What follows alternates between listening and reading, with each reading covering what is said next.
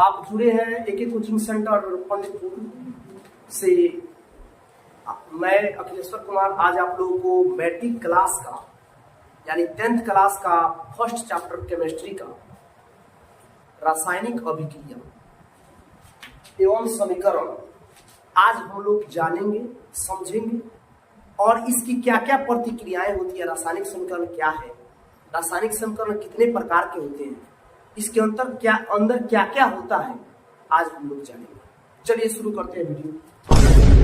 रासायनिक अभिक्रिया एवं समीकरण। आखिर रासायनिक अभिक्रिया क्या है, रासायनिक समीकरण क्या है? तो रासायनिक अभिक्रिया और रासायनिक समीकरण क्या है? हम इस दुनिया में जितना भी काम करते हैं उस कहीं ना कहीं उसमें इन्वॉल्वेशन जो होता है रासायनिक अभिक्रिया का होता है, रासायनिक अभिक्रिया का योगदान होता है। जैसे खाना का पचना, गर्मी के दिनों में दूध का खट्टा हो जाना, हमारे शरीर में भोजन का पचना, अंगूर का किण्वन, ये सारे क्या है? कहीं ना कहीं रासायनिक अभिक्रियाएं हैं, कहीं ना कहीं यह सब रासायनिक प्रतिक्रियाएं हैं। अब इसमें हम जानेंगे कि जैसे भोजन का पचना कैसे होता है, भोजन का पचना कैसे रासायनिक समीकरण होता है। तो सबसे पहले 9th क्लास के चैप्टर में आप लोग पढ़ चुके हैं, हम लोग जान चुके हैं कि दो प्रकार की क्रियाएं होती है, एक भौतिक और एक रासायनिक। तो भौतिक क्रियाएं वो होती है जो बाह्य रूप से, जैसे हम पिछले क्लास में बता चुके हैं, बाह्य रूप से जैसे कोई बच्चा है, कोई बच्चा है, उसको दांत से काट लीजिए, दांत से कोई हवक लेता है तो बाहरी कोई ना कोई चिन्ह बना देता है, तो वह भौतिक है। और अंदर कोई सांप अगर डंक मार दे तो अंदर उसका जहर इंजेक्ट हो जाता है, तो वह क्या हो जाता है? रासायनिक अभिक्रिया। तो यानी वह ऐसी प्रक्रिया जो पुनः उसको उस रूप में नहीं लाया जा सके, रासायनिक प्रक्रिया है, और पुनः उस रूप में लाया जा सके, भौतिक प्रक्रिया। अब जैसे दूध से दही का जमना, तो दूध से दही का जमना रासायनिक अभिक्रिया है। तो आइए जानते हैं कैसे। क्योंकि दूध जो होता है, दही जमने के बाद में दही से दूध में बदला नहीं जा सकता है, इसीलिए क्या हो गया? रासायनिक अभिक्रिया हो गया। जैसे मान लीजिए एक और उदाहरण लेते हैं, मैग्नीशियम। मैग्नीशियम को जब हम जलाते हैं तो वह जलाने के लिए ध्यान रखना है इस बात को कि जलाता ऑक्सीजन है और जलता हाइड्रोजन। तो जब हम मैग्नीशियम को और ऑक्सीजन से जब दोनों ऑक्सीजन से जब अभिक्रिया होता है तब हमें MgO प्राप्त होता है, यानी मैग्नीशियम ऑक्साइड। चूंकि यह संतुलित नहीं है तो हम संतुलित कर दिए। अब आगे हम आप लोग को बताएंगे कि संतुलित किया कैसे जाता है। तो दो विधि से संतुलित करना पड़ेंगे, एक गणितीय विधि और एक नॉर्मल विधि होता है। तो आखिर संतुलित करना क्यों जरूरी है, समीकरण को संतुलित करना क्यों जरूरी है, उससे पहले यह जानने से पहले थोड़ा सा हम जान लें कि मैग्नीशियम आखिर यह सांकेतिक भाषा में magnesium, hydrogen, helium, lithium, bromine, boron, carbon, nitrogen, oxygen, fluorine, ये जितने भी तत्व हैं इसको सांकेतिक भाषा में लिखना क्यों आवश्यक है? तो ध्यान रहे, सांकेतिक भाषा में लिखने के लिए सबसे पहले यह जरूरी है। मान लीजिए हम लिखते हैं हाइड्रोजन, तो हाइड्रोजन लिखते हैं तो हाइड्रोजन इतना लंबा हो गया, यानी हमारी बचत किस चीज की हुई? जगह की। देखिए जगह कितना लिया, लिखने में समय भी लिया, और हम केवल H लिख देते हैं तो H यह सांकेतिक भाषा हो गया, हमारा जगह भी बचा, समय भी बचा। तो जगह, ध्यान दीजिएगा, जगह और समय बचाने के लिए हम सांकेतिक भाषा में लिखते हैं और एक वैज्ञानिक कोड होता है। तो वैज्ञानिक भाषा में हमने क्या लिख दिया? हाइड्रोजन। आ गया समझ में? अगर मान लीजिए हीलियम लिखना है, हीलियम, तो He, यानी किसी भी तत्व का पहला अक्षर लेते हैं और जब दूसरा अक्षर लेते हैं तो उसको स्मॉल कर देते हैं और पहला अक्षर कैपिटल कर देते हैं, यानी बड़ा अक्षर और बाद में छोटा अक्षर। इससे पता चल जाता है कि ये दोनों जो है, दोनों तत्व है। जैसे मान लीजिए अगर हमको हाइड्रोजन हीलियम एक साथ लिखना है तो इससे पता चल गया कि यह एक जो बड़ा मतलब कि कैपिटल H है तो यह एक अलग तत्व है, और एच के बाद में एगो ई आ गया यानी स्मॉल आ गया, तो ये दूसरा तत्व यानी दो तत्व हो गया। तो संकेत जैसे हमको कॉपर सल्फेट लिखना, देखिए कॉपर सल्फेट कितना लंबा होता है, लेकिन हम कॉपर सल्फेट लिख देते हैं, आराम से इसको लिख दिए। अब एक चीज सबसे पहले जानना ये चीज जरूरी है कि कॉपर सल्फेट कैसे लिखते हैं, यानी समीकरण को क्यों कैसे लिख देते हैं, यानी जैसे सूत्र हो गया। तब कॉपर सल्फेट कैसे हमारे मन में आ गया कि कॉपर सल्फेट, जैसे एक मिनट के लिए आप लोग लिख लीजिए CO2 कार्बन डाइऑक्साइड, H2O जल। अब कोई इसमें से पूछ सकता है कि सर हम CO2 लिखते हैं, C2O क्यों नहीं लिखते हैं? CO2 लिख दिए, C2O क्यों नहीं लिखते हैं? आखिर क्या कारण है? H2O लिखते हैं, HO2 क्यों नहीं लिखते हैं? तो इसके लिए हम लोग को बैलेंसी पढ़ना बहुत जरूरी है, बैलेंसी जानना बहुत जरूरी है, और बैलेंसी जान गए तब हमको यह चीज लिखने में कैसे कठिनाई नहीं होगी। तो आइए हम दूसरे वीडियो में दूसरे टॉपिक के बारे में जानते हैं। दूसरे टॉपिक हम जानेंगे, दूसरा टॉपिक आइए हम देखते हैं। जैसे आप लोगों को बताया हमने कि CO2 लिखते हैं, तो C कहां से आया, O कहां से आया? तो C तो कार्बन हो गया, O ऑक्सीजन हो गया, लेकिन CO2 काहे लिखे हैं यह जानना बड़ी जरूरी है। कोई लड़का इसमें से पूछ सकता है कि सर नहीं, CO2 के जगह पर C2O क्यों नहीं लिखे? तो इसके पीछे रीजन है। तो स्क्रीन पर आप लोगों को कुछ बैलेंसी आएगा, जो आप स्क्रीन पर कुछ बैलेंसी है, जो इसको ध्यानपूर्वक देखें और इसका स्क्रीनशॉट ले लें। अब स्क्रीन पर जो देखे हैं वह बैलेंसी है।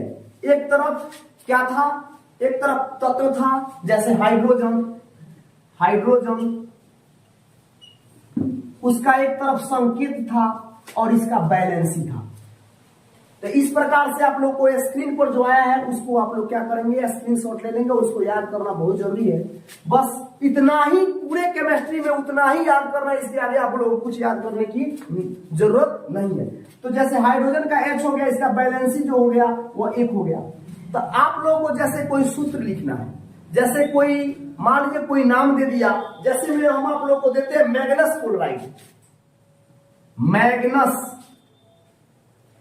Magnus chloride. तो मैग्नस क्लोराइड देगा तो मैग्नस का सूत्र क्या होता है, यानी संकेत क्या होता है? तो मैग्नस का क्या होता है Mn, और क्लोराइड का क्या होता है Cl। तो मैग्नस का बैलेंसी जो दिया गया उसमें स्क्रीनशॉट जो लिए है उसमें देखिए मैग्नस का कितना दिया 2, क्लोराइड का कितना दिया 1। तो इसको क्रॉस मल्टीप्लाई जब गुना करेंगे हम तो क्या हो जाएगा आपका M, यहां लिख देते हैं Mn। तो संकेत बैलेंसी आप लोग जाने। अब देखिए जैसे आप लोगों को लिख रहा है एल्युमिनियम क्लोराइड, एल्युमिनियम का क्या हो गया सूत्र Al, आप क्लोराइड का क्या हो गया Cl। एल्युमिनियम का संकेत होता है Al, क्लोराइड का संकेत होता है Cl। तो बैलेंसी जो स्क्रीनशॉट आपने लिया है, जो स्क्रीनशॉट स्क्रीन पर जो दिखाया गया है बैलेंसी, तो एल्युमिनियम का बैलेंसी जो होता है क्या होता है जी 3 होता है।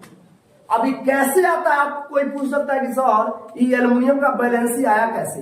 तो यह 10वां क्लास के तीसरा चैप्टर यौगिक जो है, यौगिक चैप्टर में आप लोग को बताया जाएगा कि यह बैलेंसी आता कैसे है।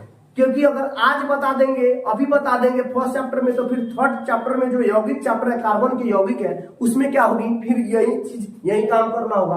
तो उसमें डीपली हम लोग इसको जानेंगे। सबसे पहले यह जानिए कि बैलेंसी 3 होता है। आज इस क्लास में यही आप लोग को जाता है। और क्लोराइड क्या होता है तो 1 होता है।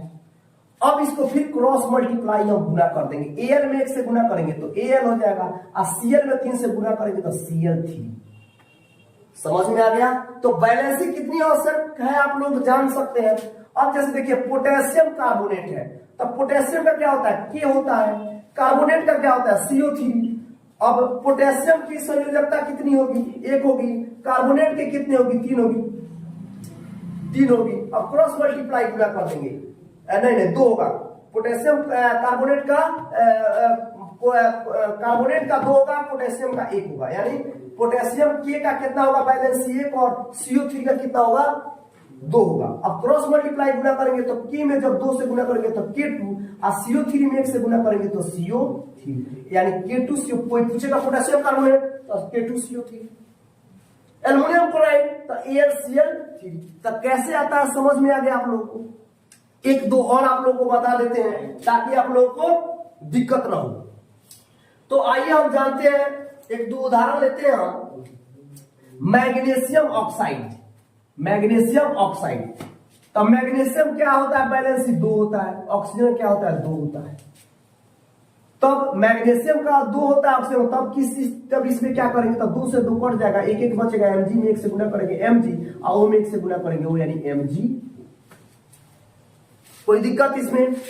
तो यह कैसे आता है, यानी सूत्र हम कैसे लिखते हैं, यह जानना आप लोग जान गए आज। अब इसके आगे जैसे जैसे आवश्यकता आएगी वैसे वैसे आगे हम बढ़ेंगे। अब दूसरी टॉपिक जो है, आप लोगों को बैलेंस करना सीखना है। तो बैलेंस करना कैसे सीखना है? अब सबसे पहले देखिए, मेरा शरीर है।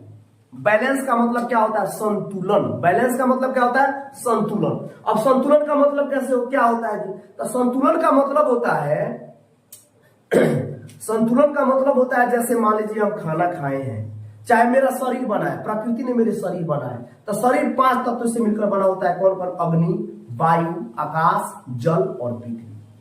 तो ये 5 तत्व से मिलकर बना होता है हमारा शरीर। अब 5 तत्व में क्या हो जाएगा? मरने के बाद विलीन हो जाएगा। पूछिएगा कैसे? तब मान लीजिए कि सबसे पहले हमारा शरीर कितना गर्म है, अंदर से एकदम हाथ लगा के देखिए गर्म है। तो गर्म है, तो जब व्यक्ति कोई मरता है तो उसका शरीर क्या हो जाता है? ठंडा हो जाता है। यानी अग्नि से जो बना होता है शरीर, हमारे आग से जो बना होता है, गर्म ठंडा हो गया तो खत्म हो गया। दूसरी, आकाश क्या करता है? रंग प्रदान करता है, यानी हमारी जो कलर है वो आकाश प्रदान करता है। तीसरी चीज, मिट्टी।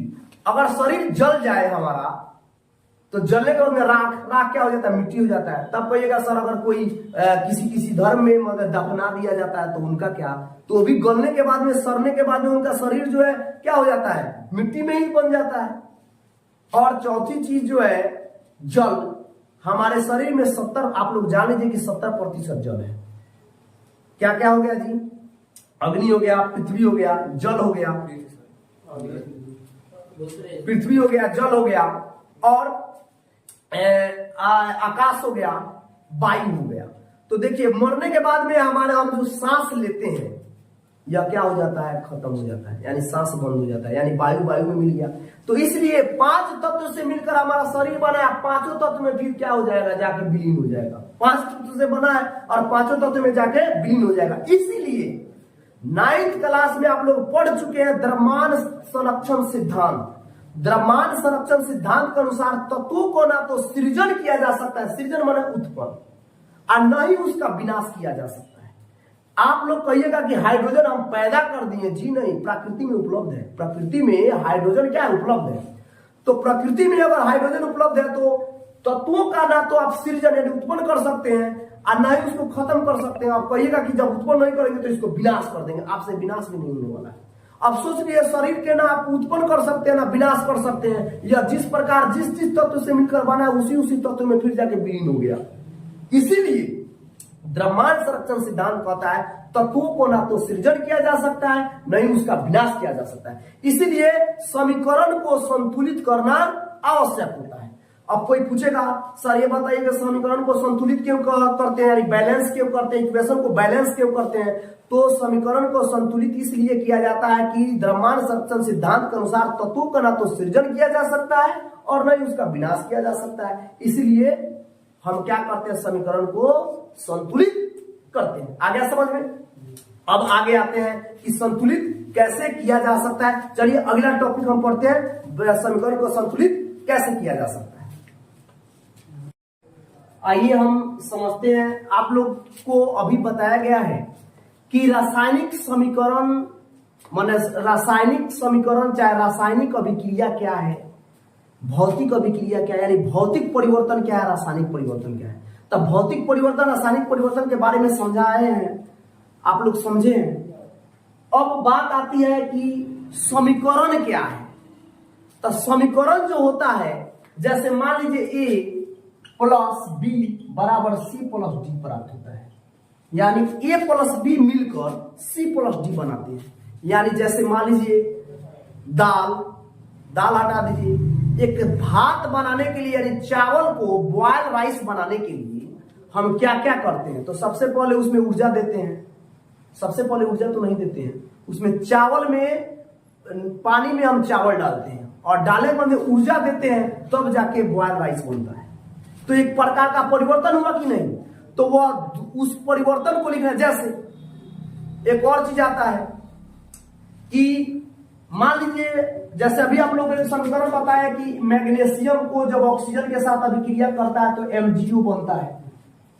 तो जब दो या दो से अधिक पदार्थ जब मिलते हैं यानी क्रिया करते हैं, यानी दो या दो से अधिक पदार्थ, ध्यान से देखिएगा, जब दो या दो से अधिक पदार्थ जब कोई काम करते हैं तो वह क्या बनता है, उसको क्या कहते हैं, उसको बोलते हैं अभिकारक। अभिकारक दो आदमी यानी दो कोई चीज मिलकर, जैसे दो कोई पदार्थ ले लीजिए, जैसे पानी ले लीजिए, चीनी ले लिया और दोनों को मिला दिया तो क्या बन गया, शरबत बन गया। तो शरबत बन गया तो इसको हम थोड़े लिखेंगे पानी जोड़ चीनी बराबर शरबत, एकदम लिख सकते हैं। उसको सांकेतिक भाषा में लिखेंगे, सांकेतिक भाषा में लिखेंगे तो उसी सांकेतिक भाषा में लिखना रासायनिक समीकरण कहलाता है। उसी सांकेतिक भाषा में लिखना रासायनिक समीकरण कहलाता है। अब बात आती है कि आगे हम इसका परिभाषा और डिटेल से बताएंगे। सबसे पहले जानेंगे कि रासायनिक मतलब कि रासायनिक परिवर्तन होने के बाद में, यानी रासायनिक परिवर्तन जब होता है, रसायन से जब दो या दो से अधिक कोई चीज मिलकर कुछ बनता है तो उसमें क्या क्या परिवर्तन हमें देखने को मिल सकती है। जैसे मान लीजिए सबसे पहले अवस्था में परिवर्तन, चावल था, चावल की अवस्था में परिवर्तन हो गया, भात बन गया, जो टाइट था वो क्या हो गया, लसर लसर हो गया, चिपचिपा हो गया। तो उसकी अवस्था में परिवर्तन हो गया। हमारे हाथ को जला दिया जाए तो उसका अवस्था में परिवर्तन हो जाएगा कि नहीं, अवस्था में परिवर्तन हो जाएगा कि नहीं। चलिए भी छोड़ दीजिए। पुआरा आप लोग गांव में देखिए, पुआरा, पुआल जिसको बोलते हैं, आगी लगा दीजिए तो पुआल क्या था, आगी लगाने के बाद में किस रूप में आ जाएगा, राख के रूप में। तो उसकी अवस्था में परिवर्तन हुआ कि नहीं। दूसरा रंग एवं गंध में परिवर्तन, ये तो आराम से दिख गया, पुअरा और है। आग से बड़ा उदाहरण क्या, पुअरा का कलर क्या था, आग का कलर क्या था, और राख होने के बाद में कलर क्या था। तो उसके रंग में भी परिवर्तन हो गया।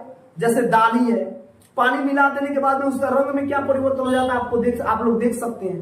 तो रंग में भी परिवर्तन हो जाता है। अवक्षेप का बनना, अब अवक्षेप क्या है, अवक्षेप क्या है, जैसे कोई चीज मिलाते हैं तो एक अवक्षेप के रूप में क्या बनता है। यानी जैसे मान लीजिए एक अवक्षेप का एक और उदाहरण हम दे सकते हैं, जैसे जल हो गया, जल में हम मिट्टी मिला दें तो अवक्षेप के रूप में क्या बनता है। चाहे चूना मिला देते हैं, जल में चूना मिला देते हैं तो अवक्षेप के रूप में क्या बनता है। तो अवक्षेप के रूप में जो बनता है वो आप लोग को दिख सकता है। आगे हम बताएंगे विशेष अवक्षेप के रूप में कि उसके रंग में कैसे समझेंगे कि यह अवक्षेप है, तो आगे इसके बारे में डिटेल जानेंगे। तीसरी गैस का निकालना। अब बोलिए गैस का निकालना कैसे। उदाहरण के लिए ऐसा कोई उदाहरण दिया जाए जो आप लोग आसपास में देख सकते हैं, आसपास में देख सकते हैं। जैसे मान लीजिए चूना लाइए घर से और चूना ला के पानी में डाल दीजिए, बुलबुला उसमें से निकलेगा। बुलबुला क्या निकला, कुछ ना कुछ गैस निकल रहा है, कुछ ना कुछ गैस निकल रहा है। चलिए बैटरी में जो पानी डाला जाता है उसको बोलते हैं तेजाब, H2SO4 सल्फ्यूरिक अम्ल। हमारे उदर में भी एक अम्ल है HCl, तो H2SO4 मिले चाहे HCl मिले, उसको लाइए जिससे गल सके कोई चीज। कोई ऐसी वस्तु रख दीजिए जो गलने में गलना शुरू हो जाए। जैसे मान लीजिए लोहा रखते हैं, तांबा रखते हैं, यानी धातु प्लस अम्ल बराबर हाइड्रोजन गैस बनेगा। तो मान लीजिए कि उसमें से गैस निकलेगा, उसकी जांच की कई तरीका है, जांच की भी कई तरीका है, कई तरीका है जिसको प्रयोग के द्वारा हम जान पाएंगे कि कैसे प्रयोग किया जाता है, हाइड्रोजन गैस से कैसे निकाला जाए। जैसे उदाहरण दे देते हैं आप लोगों को। एक मग लीजिए, मग में क्या कीजिए, दोनों मग में के नीचे पेंदी में छेद कर दीजिए। छेद करने के बाद रबर का कॉर्क लगा दीजिए। कॉर्क रबर का इसलिए लगाते हैं कि ऊपर से पानी न निकले। कैथोड और एनोड का जो है छड़ उसमें लगा दीजिए, ऊपर से परखनली रख दीजिए और उसमें से एक एनोड से एक तार और एक कैथोड से तार ले जाके बैटरी में जोड़ दीजिए। बैटरी में जोड़ने के बाद में उसको ऑन कर दीजिए। ऑन कीजिएगा तो उसमें से उसका अवस्था में परिवर्तन होगा। आप लोग उसको देखिएगा, उसमें गर्मी आ गया है, जो ठंडा था वो गर्म हो गया है। आप देखेंगे कि उसमें से कुछ गैस निकला है, जो दो परखनली में क्या हो गया, जमा हो गया। तो एक में ज्यादा गैस होगा, एक में कम गैस होगा। तो ज्यादा गैस वाला क्या है, ऑक्सीजन है, क्योंकि ऑक्सीजन हल्का होता है। कम गैस वाला जिसका कम जगह घेरा है वो क्या है, हाइड्रोजन है। हाइड्रोजन क्या होता है, भारी होता है। इससे हमको पता चल गया यह कौन सी विधि है। तो ये विधि हो गया वैद्युत अपघटन विधि। वैद्युत अपघटन विधि। तो यह प्रयोग बिना किसी मार्गदर्शक का प्रयोग नहीं कर सकते। आप लोगों को तो 100 रुपए में हम बम बनाना बता देंगे, लेकिन कहने बम बनाना बता देंगे, लेकिन कहने का मतलब ये है कि प्रयोग अकेले बता दीजिए, जाकर प्रयोग कीजिएगा, आप ही उड़ जाइएगा। तो सबसे पहले यह चीज जो है, अब एक और उदाहरण लेते हैं। क्लोरीन लाइए, पानी में डाल दीजिए, तो क्लोरीन जो है पानी के साथ, जल के साथ अभिक्रिया करेगा, उसमें से ब्लास्ट कर जाएगा। फास्फोरस को खुला में नहीं रखते हैं, क्लोरीन को खुला में नहीं रखते हैं। इसका भिन्न भिन्न कारण होता है। तो भिन्न भिन्न कारण होता है तो हम आगे चैप्टर में पढ़ेंगे। ताप में परिवर्तन, जैसे कि अभी वैद्युत अपघटन विधि के पता है, जब आप बैटरी से जुड़े हैं तो देखिए कि ताप में परिवर्तन हो गया, यानी गर्म हो गया है। तो इतना परिवर्तन क्या होता है, जब आप लोग को दिखने लगेगा तो समझ जाएगा कि रासायनिक परिवर्तन हो रहा है, यानी इसमें रासायनिक अभिक्रिया हुई है। आइए एक उदाहरण से हम जानने की कोशिश करते हैं कि रासायनिक। अब परिभाषा तो जान गए। नॉर्मली भाषा में आप समझिए, कोई भी चीज समझिए कि जैसे दो वस्तु जब मिलता है, जैसे आग और पुआल, जलने के बाद में क्या हुआ, तीसरा चीज बन गया, यानी क्या हुआ, राख बन गया। तो रासायनिक अभिक्रिया है। लेकिन उसको किताबी भाषा में कैसे उसको लिखेंगे, जैसे देखिए, जब कोई पदार्थ, बात वही है, अकेले हो अथवा किसी दूसरे पदार्थ, दोनों दूसरे पदार्थ के साथ क्रिया करके एक या अधिक, एक बनाए चाहे एक या अधिक बना दे, एक बना दे या एक से अधिक बना दे। आगे हम समीकरण में पढ़ेंगे अलग अलग प्रकार के अभिक्रिया। एक या एक से अधिक बना दे, यहाँ पर एक बना है, हो सकता है एक और बना दे। जैसे एक उदाहरण ही दे देते हैं, जैसे Zn जिंक है और H2SO4 के साथ आपने अभिक्रिया कराया।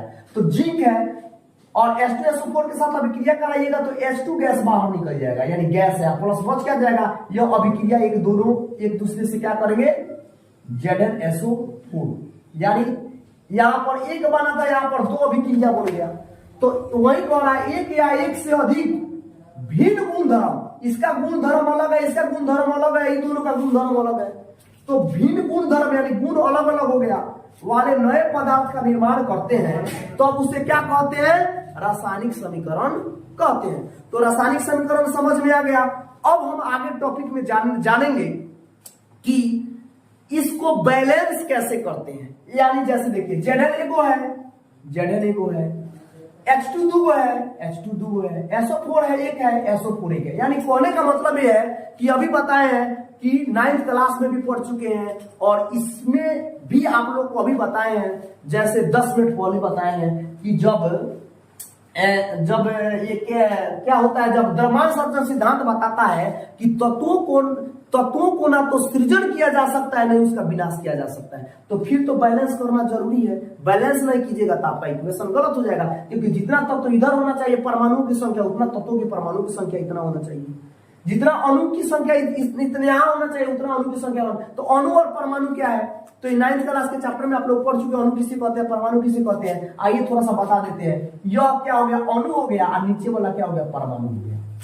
यानी परमाणु छोटा होता है, अणु से बहुत लाख गुना छोटा होता है, और अणु